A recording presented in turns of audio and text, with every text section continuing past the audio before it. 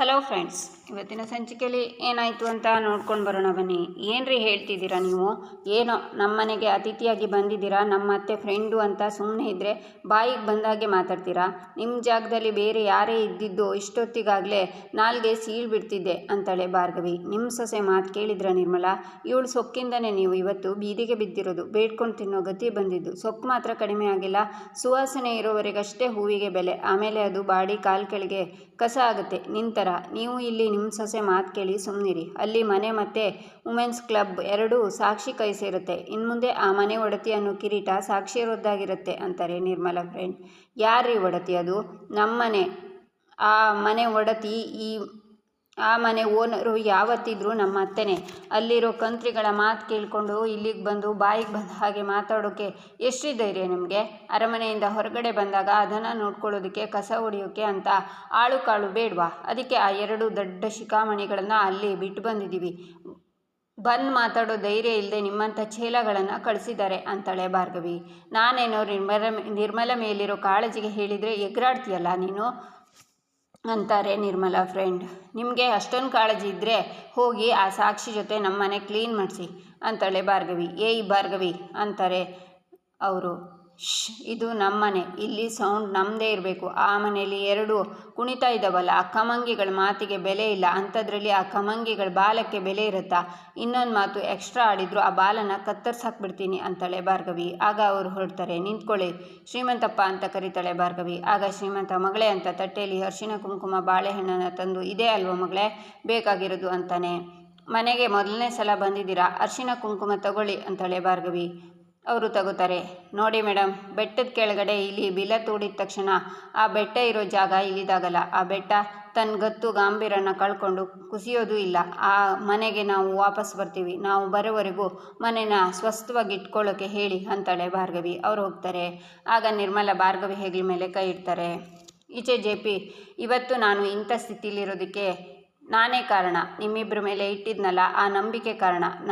ನನ್ನ ಅಮ್ಮ ನನಗೆ ಎಷ್ಟೋ ಸಲ ಹೇಳಿದ್ಲು ಆ ಶಕ್ತಿ ಸ್ನೇಹ ಮಾಡಬೇಡ ಅಂತ. ಆದರೂ ನಾನು ಅವಳ ಮಾತನ್ನು ಕೇಳಲಿಲ್ಲ. ನೀನು ದುರ್ಯೋಧನ ಆದ್ರೇನಂತೆ, ಕರ್ಣನ ಥರ ನಿನ್ನ ಜೊತೆಲಿ ಇರ್ತೀನಿ ಅಂದ್ಕೊಂಡಲ್ಲ, ಅದು ನಾನು ಮಾಡಿದ ತಪ್ಪು.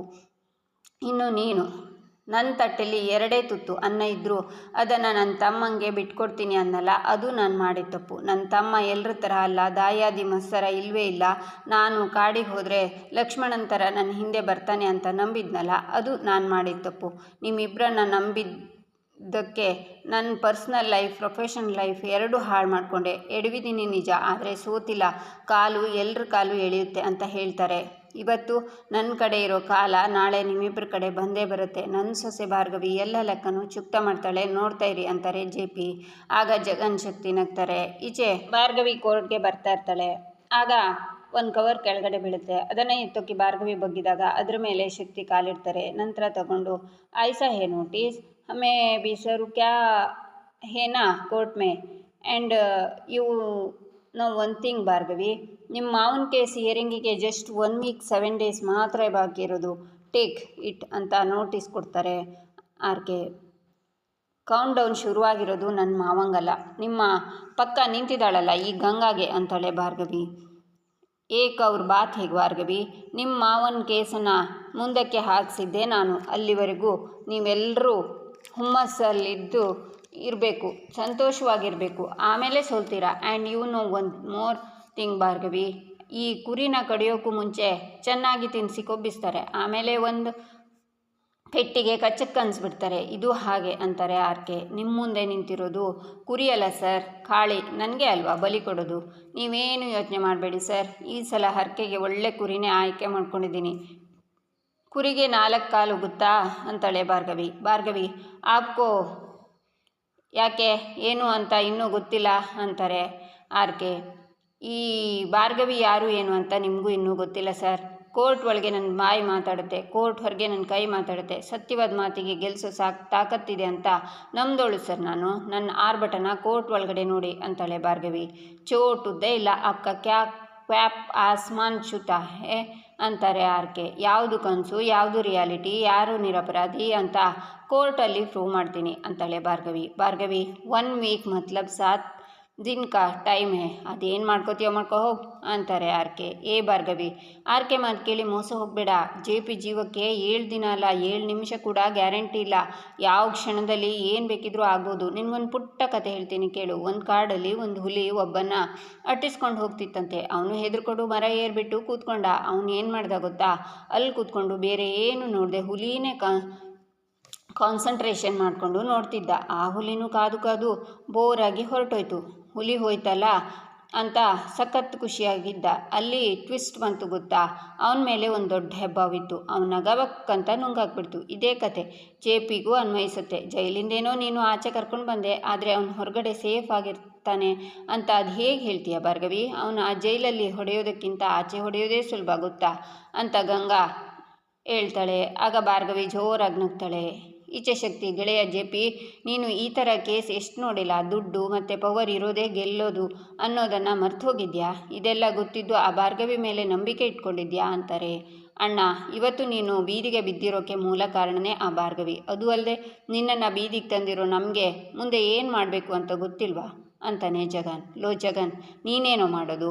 ಇವನ ಮೇಲೆ ಸುಳ್ಳು ಕೇಸ್ ಹಾಕಿ ಜೈಲಿಗೆ ಕಳಿಸಿದ್ದೆ ನಾನು ಅಂತಾರೆ ಶಕ್ತಿ. ಅಣ್ಣ, ಶಕ್ತಿ ಅಣ್ಣನ ಮಾತು ನಂಬೇಡಣ್ಣ. ನಿಮ್ಮೆಲ್ಲರನ್ನ ಸರ್ವನಾಶ ಮಾಡೋದು ನಾನೇ. ಈ ಭೂಮಿಯಲ್ಲಿ ಮೇಲೆ ನೀನು ನರಕ ನೋಡೋ ಥರ ಮಾಡೋದು ನಾನೇ ಅಂತಾನೆ ಜಗನ್. ಇವನು ಬದುಕಿದ್ರು ಅಲ್ವಾ ಸ್ವರ್ಗ ನರಕ ನೋಡೋದು. ಜೈಲಿಂದ ಹೊರಗಡೆ ಬರದೇ ಇರೋ ಹಾಗೆ ನೋಡ್ಕೋತಾ ಇರೋದು ನಾನೇ ಅಂತಾರೆ ಶಕ್ತಿ. ಹಾಂ, ಚಾಲೆಂಜ್ ಅಂತಾರೆ ಜಗನ್. ಚಾಲೆಂಜು, ಈ ಚಾಲೆಂಜಲ್ಲಿ ಗೆಲ್ಲೋದು ನಾನೇ ಅಂತಾರೆ ಶಕ್ತಿ ಅಣ್ಣ, ನೋಡೇ ಬಿಡೋಣ. ನಮ್ಮ ಅಣ್ಣನ ಮುಗಿಸೋದು ನಾನಾ ನೀನಾ ನೋಡೋಣ ಅಂತಾರೆ ಜಗನ್. ನಂತರ ಇಬ್ಬರು ಅಲ್ಲಿಂದ ಹೋಗ್ತಾರೆ. ಈಚೆ ಆರ್ಕೆ JPನ ಸಾಯಿಸ್ತೀನಿ ಅಂತ ಇದ್ರು. ಹೀಗೆ ನಗ್ತಿದ್ಯಾ ಅಂದರೆ ಒಂದು ಪಾಸಿಬಿಲಿಟಿ. ನಮ್ಮ ಬಗ್ಗೆ ಚೆನ್ನಾಗಿ ಅರ್ಥ ಮಾಡ್ಕೋತೀಯಾ? ನಿಮ್ಮ ಮಾವನ ಪ್ರಾಣದ ಆಸೆನೇ ಬಿಟ್ಬಿಟ್ಟಿದ್ಯಾ ಭಾರ್ಗವಿ ಅಂತಾರೆ. ಆರ್ಕೆ ಸರ್, ನಿಮ್ಮಿಬ್ಬರನ್ನ ನೋಡ್ತಿದ್ರೆ ನನಗೆ ಅಯ್ಯೋ ಪಾಪ ಅನ್ನಿಸ್ತಿದೆ ಅಂತಾಳೆ ಭಾರ್ಗವಿ. ನಮಗೆ ಅಯ್ಯೋ ಪಾಪ ಅಂತ ಇದೆಯಾ? ಕ್ಯೂ ಅಂತಾರೆ ಆರ್ಕೆ. ಅಲ್ಲ, ಮನಸ್ಸಲ್ಲಿ ಇಷ್ಟೊಂದು ಭಯ ಇಟ್ಕೊಂಡು ಹೊರಗಡೆ ಇಷ್ಟೆಲ್ಲ ಬಿಲ್ಡಪ್ ಕೊಡ್ತಿದ್ದೀರಲ್ಲ ಅಂತ ನಗು ಬಂತು ಸರ್. ಅದೇನೋ ತುಂಬಿದ ಕೊಡ ತುಳ್ಕಲ್ಲ, ನಾನು ಮಾತಾಡಲ್ಲ, ಗೆದ್ದು ತೋರಿಸ್ತೀನಿ ಅಂತೆಲ್ಲ ಹೇಳ್ತಿದ್ರಿ. ಈಗ ನೋಡಿದರೆ ಇಷ್ಟೆಲ್ಲ ಮಾತಾಡ್ತಿದ್ದೀರಾ. ಏನು ಗೊತ್ತಾ ಸರ್, ತುಂಬಿದ ಕೊಡ ಒಂದೇ ಅಲ್ಲ, ಖಾಲಿ ಕೊಡನು ತುಳ್ಕಲ್ಲ ನಿಮ್ಮ ಹಾಗೆ. ಏನು ಗಂಗಾ, ನಿನಗೆ ಆರ್ಕೆ ಸರ್ ಮೇಲೆ ನಂಬಿಕೆ ಇಲ್ವಾ? ಪದೇ ಪದೇ ಬಂದು ಹೀಗೆ ಬೆದರಿಕೆ ಹಾಕ್ತಿದ್ಯಾ? ಸರ್, ನೀವ್ಯಾರೋ, ನಿಮ್ಮ ರೇಂಜ್ ಏನು? ಆದರೆ ಏನು ಸರ್, ಇಲ್ಲಿ ನಿಮಗೆ ಚೂರು ರೆಸ್ಪೆಕ್ಟ್ ಇಲ್ವಲ್ಲ? ನನ್ನ ದಾರಿಗೆ ಹೀಗೆ ಅಡ್ಡ ಬಂದಿದ್ದೀರಾ ಅಂದರೆ ನಿಮಗೆ ಭಯ ಶುರುವಾಗಿದೆ ಅಂತಲೇ ಅರ್ಥ. ಅನ್ಯಾಯವಾಗಿ ನಮ್ಮ ಅಪ್ಪನ ಕೊಂದೆ ಅಲ್ಲ, ಆ ಪಾಪ ನಿನ್ನನ್ನು ಸುತ್ಕೊಳ್ಳೋದೇ ಬಿಡಲ್ಲ. ಅವರು ಶುರು ಮಾಡಿರೋ ಧ್ಯೇಯ ಕಣೆ ಇದು. ಅವ್ರ ಗುರಿನ ನಾನು ಪೂರ್ತಿ ಮಾಡ್ತೀನಿ. ನಿನಗೆ ನಿಜವಾಗ್ಲೂ ತಾಕತ್ತಿದ್ರೆ ನನ್ನ ಸೋಲ್ಸ್ ನೋಡೋಣ ಅಂತಾಳೆ ಭಾರ್ಗವಿ. ಏನೇ ಈ ಗಂಗಂಗೆ ಸವಾಲು ಹಾಕ್ತೀಯಾ? ನೋಡ್ತಿರು, ಇನ್ನು 1 ವಾರದಲ್ಲಿ ನಿನ್ನ ಇಡೀ ಫ್ಯಾಮಿಲಿನ ಛಿದ್ರ ಮಾಡ್ತೀನಿ, ನೋಡ್ತಿರು ಅಂತಾಳೆ ಗಂಗಾ.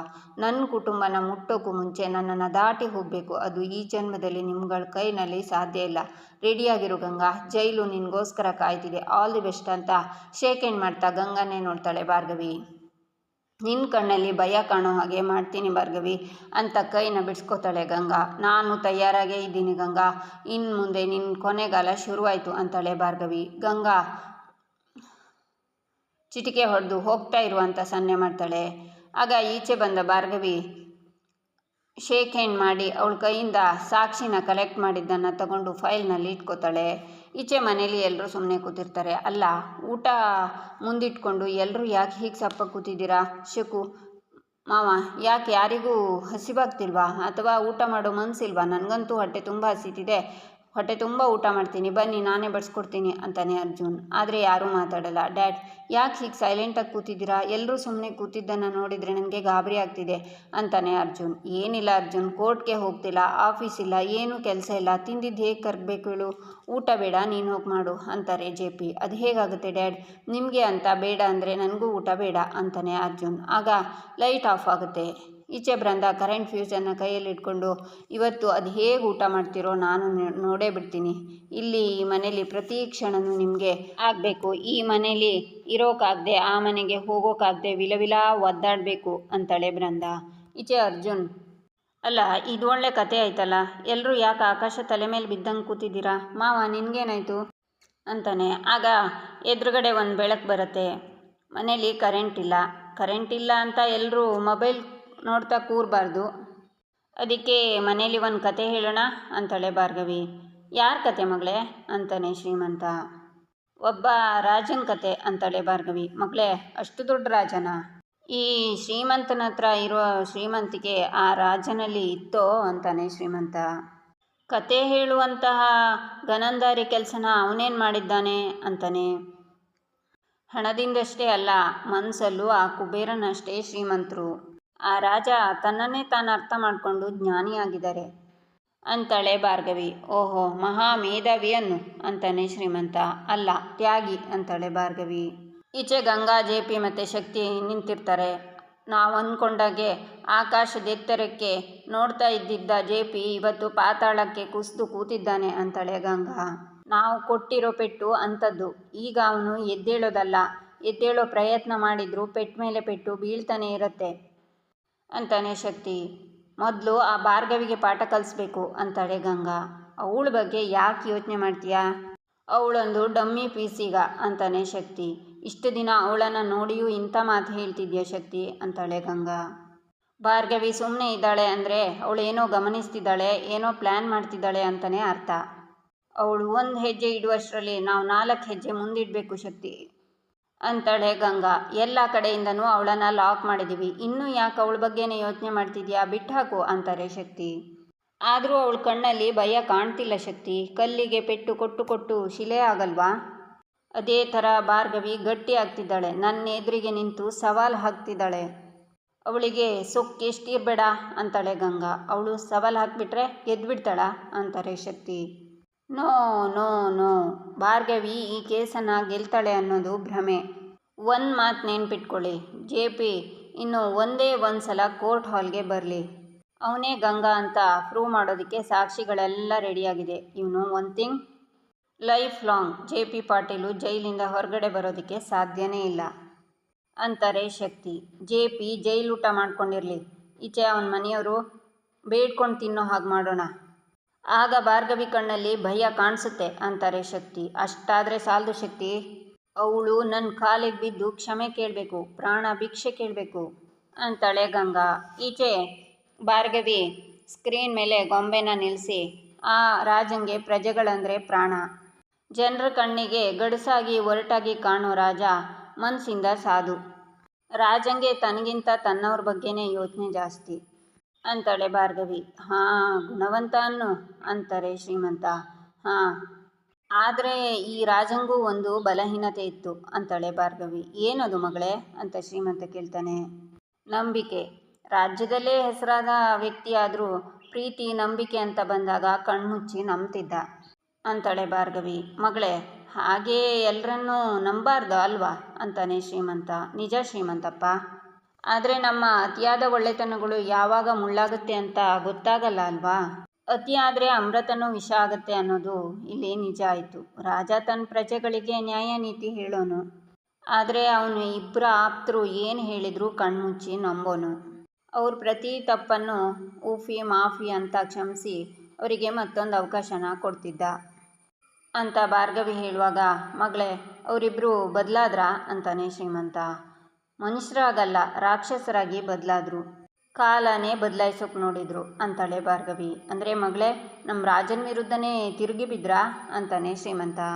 ತಪ್ಪು ಮಾಡಿದಾಗೆಲ್ಲ ಕ್ಷಮಿಸ್ತಿದ್ನಲ್ಲ ರಾಜ, ಅದು ರಾಜನ ದೊಡ್ಡ ಗುಣ ಅನ್ನೋದನ್ನು ಬಿಟ್ಟು ಅದನ್ನೇ ಸೂಪರ್ ಪವರ್ ಅಂದ್ಕೊಂಡ್ರು. ರಾಜನ ಅರ್ಥ ಮಾಡ್ಕೊಳ್ಳೋ ಬದಲು ಅವನ ಸಿಂಹಾಸನದ ಮೇಲೆ ಕಣ್ಣು ಹಾಕಿದ್ರು ಅಂತ ಭಾರ್ಗವಿ ಹೇಳುವಾಗ, ಅಯ್ಯೋ ಶಿವನೇ, ರಾಜಂಗೆ ಈ ವಿಷಯ ಗೊತ್ತಾಗಲೇ ಇಲ್ವಾ ಅಂತಾನೆ ಶ್ರೀಮಂತ. ರಾಜ ಅವ್ರು ಹಾಕಿರೋ ಪ್ರೀತಿ ನಂಬಿಕೆನ ಮುಖವಾಡ ನೋಡಿ ಮೋಸ ಹೋಗಿದ್ರು, ಅವ್ರ ಮೇಲಿರೋ ಮಮತೆಯಲ್ಲಿ ಕುರುಡಾಗಿದ್ದ ಅಂತಾಳೆ ಭಾರ್ಗವಿ. ಇಲ್ಲಿಗೆ ಈ ಸಂಚಿಕೆ ಮುಕ್ತಾಯವಾಗುತ್ತೆ. ಮುಂದಿನ ಸಂಚಿಕೆಗಾಗಿ ನಮ್ಮ ಚಾನಲನ್ನು ನೋಡಿ ಸಬ್ಸ್ಕ್ರೈಬ್ ಮಾಡಿ, ಲೈಕ್ ಮಾಡಿ, ಸಪೋರ್ಟ್ ಮಾಡೋದನ್ನು ಮರಿಬೇಡಿ.